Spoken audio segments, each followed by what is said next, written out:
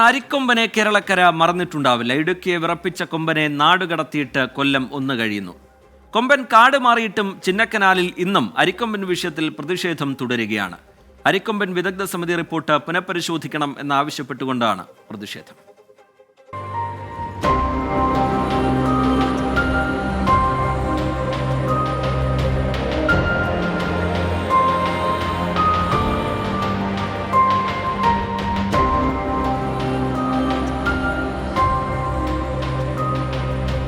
അരിക്കൊമ്പനെ ചിന്നക്കനാലിൽ നിന്ന് മാറ്റുന്നതിനൊപ്പം മനുഷ്യ വന്യജീവി സംഘർഷം കുറയ്ക്കുന്നതിനുള്ള ശുപാർശകൾ സമർപ്പിക്കാനും വിദഗ്ധ സമിതിയോട് ഹൈക്കോടതി ആവശ്യപ്പെട്ടിരുന്നു. കാട്ടാനകളുടെ സുഗമമായ സഞ്ചാരത്തിനായി ആനയിറങ്കൽ മുതൽ ഓൾഡ് ദേവികുളം വരെ ഇടനാഴിയുണ്ടാക്കണമെന്നാണ് റിപ്പോർട്ടിലെ പ്രധാന ശുപാർശ.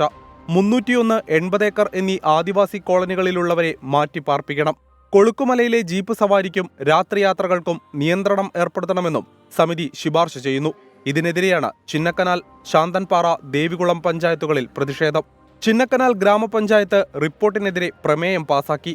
സർവകക്ഷി യോഗം ചേർന്ന് പ്രതിഷേധ പരിപാടികൾ നടത്താനും നിയമ പോരാട്ടം തുടരാനും തീരുമാനിച്ചു. ഈ ഒരു സമിതി ഇവിടുത്തെ ജനപ്രതിനിധികളെയോ മറ്റു ആരെയും ആശ്രയിക്കാതെ സ്വന്തം ഇഷ്ടത്തിന് ഉള്ള ഒരു തീരുമാനമായി കോടതിയിൽ സമർപ്പിച്ചു കഴിഞ്ഞാൽ ചിന്നക്കനാലിലെ ജനങ്ങൾക്ക് വളരെ ദുരിതം അനുഭവിക്കേണ്ടുന്ന ഒരു സാഹചര്യം ഉണ്ടാകും. ജനങ്ങളെ നേരിൽ കാണുകയോ അവരുടെ പ്രശ്നങ്ങൾ കേൾക്കുകയോ ചെയ്യാതെയാണ് വിദഗ്ധ സമിതി റിപ്പോർട്ട് തയ്യാറാക്കിയതെന്ന് വിമർശനമുണ്ട്. മൂന്നാർ, ചിന്നക്കനാൽ മേഖലകളിലെ മനുഷ്യ വന്യജീവി സംഘർഷത്തിന് പരിഹാരമാകുന്ന നിർദ്ദേശങ്ങളാണ് വിദഗ്ധ സമിതിയുടെ റിപ്പോർട്ടിലുള്ളത്. എന്നാൽ ജനങ്ങളുടെ ദൈനംദിന ജീവിതത്തെ ബാധിക്കുന്ന ഇടപെടലുകൾ ഉണ്ടാവരുതെന്നാണ് നാട്ടുകാരുടെ ആവശ്യം. എബിൻ ജോസ്, 24, ഇടുക്കി. ജനങ്ങളുമായി സംസാരിക്കാതെ, അവരുടെ അഭിപ്രായം കേൾക്കാതെ, നേരിൽ കാണാതെ, അവരുടെ പ്രശ്നങ്ങളൊന്നും കേൾക്കാതെയാണ് വിദഗ്ധ സമിതി റിപ്പോർട്ട് തയ്യാറാക്കിയത് എന്നുള്ള ആരോപണം അത് ശക്തമായി നേരത്തെയും ഉയർന്നു കേട്ടിരുന്നതാണ്. ചില പ്രതികരണങ്ങളിലേക്ക് കൂടി പോകാം. അരിക്കൊമ്പൻ്റെ ആ റിപ്പോർട്ടിൽ പറഞ്ഞിരിക്കുന്ന കാര്യങ്ങൾ ഈ പഞ്ചായത്തിലെ ജനങ്ങളെ ഒരു സങ്കടത്തിലേക്ക് പോകുന്ന രീതിയിലാണ് ഇപ്പോൾ അതിൻ്റെ റിപ്പോർട്ട് സമർപ്പിച്ചിരിക്കുന്നത്. ആനത്താരകൾ അടഞ്ഞിരിക്കുന്നു, പിന്നെ 301 കോളനി അവിടുന്ന് മാറ്റി സ്ഥാപിക്കണം എന്നൊക്കെയുള്ള കാര്യം പറഞ്ഞേക്കുന്നത് ഇവിടുത്തെയുള്ള ജനങ്ങൾക്ക് തീർച്ചയായിട്ടും എതിര് വരുന്നൊരു സാഹചര്യം തന്നെയാണ് ഉണ്ടായിരിക്കുന്നത്. അതുപോലെ കൊളുക്കുമല റോഡിൽ ഇതുവരെ ആന സഞ്ചരിച്ചൊരു പാതയായി നമ്മളിവിടെ അറിയാൻ സാധിച്ചിട്ടില്ലെങ്കിൽ അവിടെയെല്ലാം ആന ഡെയിലി പോയി വരുന്നു എന്നുള്ള ആ വിദഗ്ധ സമിതിയുടെ റിപ്പോർട്ടിൽ വാച്ചർമാരും ഫോറസ്റ്റുകാരും എല്ലാം പറഞ്ഞിരിക്കുന്നത്. അതെല്ലാം വെറും ഒരു തെറ്റായ നയമാണ് ആ പറഞ്ഞിരിക്കുന്നത്. തെറ്റായ റിപ്പോർട്ട് കൊടുത്തുകൊണ്ടാണ് ഇവർ മുന്നോട്ട് പോകുന്നത്.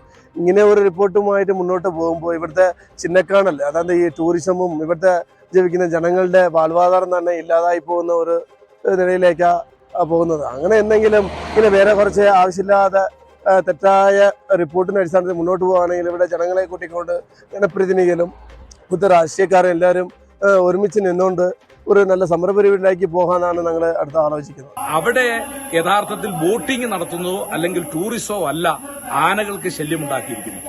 ആനകൾക്ക് യഥാർത്ഥത്തിൽ അവിടുത്തെ പ്രശ്നമെന്ന് പറഞ്ഞാൽ അവിടുത്തെ റവന്യൂവിന്റെ സ്ഥലം മുഴുവൻ യൂക്കാലി പ്ലാന്റ് ചെയ്യാനും വാറ്റൽ പ്ലാന്റ് ചെയ്യാനും കൊടുത്ത് യൂക്കാലി വാറ്റൽ പ്ലാന്റേഷനുകൾ ഉണ്ടായത് ആനയ്ക്ക് തീറ്റയില്ലാത്ത സ്ഥിതിവിശേഷം ഉണ്ടായിരിക്കുന്നു. അപ്പോൾ അടിയന്തരമായിട്ട് ഗവൺമെന്റ് അവിടെ ചെയ്യേണ്ട നടപടി ടൂറിസം നിരോധിക്കുകയോ ബോട്ടിംഗ് നിരോധിക്കുകയോ അല്ല ചെയ്യേണ്ടത്. മറിച്ച് അവിടുത്തെ റവന്യൂ ഭൂമി അത് ഹിന്ദുസ്ഥാൻ ന്യൂസ് പ്രിന്റ് ലിമിറ്റഡ് തുടങ്ങിയ പൊതുമേഖലാ സ്ഥാപനങ്ങൾക്ക് പാട്ടത്തിന് കൊടുത്തിരിക്കുന്ന ഭൂമി വീണ്ടെടുത്ത് അവിടുത്തെ യൂക്കാലികളെ മാറ്റിക്കൊണ്ട് സ്വാഭാവിക വനവും സ്വാഭാവിക പുൽമേടുകളും വളരാനുള്ള സാഹചര്യം ഈ ചിന്നക്കനാൽ മേഖലയിൽ ഉണ്ടാക്കി കഴിഞ്ഞാൽ അവിടുത്തെ കാട്ടാനകൾ അത് സുഭിക്ഷമായിട്ട് അവിടെ കഴിഞ്ഞോളും. അവിടെ ടൂറിസവും നടത്താം, ബോട്ടിങ്ങും നടത്താം. കൊളുക്കുമല ടൂറിസമൊക്കെ നിർത്തിക്കഴിഞ്ഞാൽ ഇവിടുത്തെ ഞങ്ങളെല്ലാം പുറകിലേക്ക് പോകേണ്ടി വരും. ഇപ്പോൾ അത്യാവശ്യം ജീവിക്കുന്നത് ആ കൊളുക്കുമല ടൂറിസ്റ്റുകളെ കൊണ്ടാണ്. നമ്മളിപ്പോൾ ഞാനൊരു ഹോട്ടൽ ബിസിനസ് നടന്ന ആളാണ്. എല്ലാവർക്കും തന്നെ അത് ബാധിക്കും, സാധാരണക്കാരെ ബാധിക്കും. ഒത്തിരി സാധാരണക്കാർ ഇപ്പോൾ ടൂറിസം മേഖലയിൽ പണിയെടുക്കുന്ന ഹൗസ് കീപ്പിംഗ് ആയിട്ടും അല്ലാതെ മാനേജ്മെൻറ്റ് ലെവലിലൊക്കെ പണിയെടുക്കുന്ന ആൾക്കാരൊക്കെ ഉണ്ട്.